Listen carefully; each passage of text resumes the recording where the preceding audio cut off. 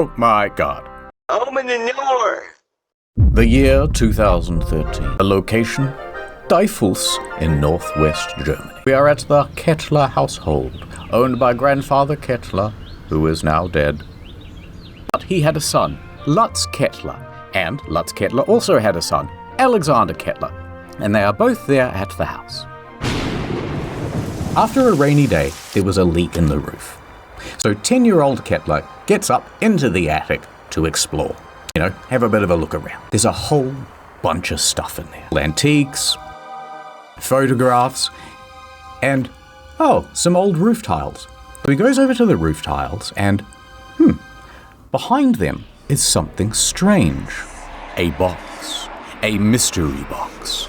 Now the kid is smart and he's seen Jumanji, so he knows not to touch the box and instead go tell his dad. Now the dad drags the box into the center of the room. And he opens it. And inside,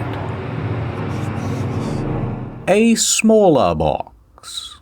But it's very curious because it is covered in hieroglyphs.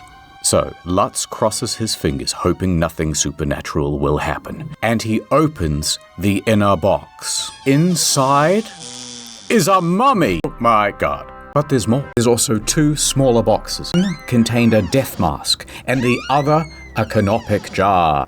Alright, so he might have a dead body in the house now. So naturally, he calls the authorities. The police show up and ask some questions. Lutz then explains a little bit of backstory. He remembers that in the 1950s, his father went to Derna in Libya. There, he acquired a chest and had it shipped back home. He remembers a conversation about it, but grandfather Kettler insisted that it was a replica. Das ist ein Replika, son. Not a real mummified person. At this point, the police did not think it was a real body, but it was worth getting it scanned just in case. So he loaded it up in his station wagon, and off he went to the Berlin Archaeological Institute. Now they agreed to do a scan, and so they're fiddling with buttons and dials and stuff, and it's fake, right? It's fake? Well, here's where things get a little more dramatic. Results. Inconclusive. There is a fully formed skeleton here. Now that is unusual for a fake. Often a fake will just be shaped like a person, then filled with sticks and cloth and rubbish.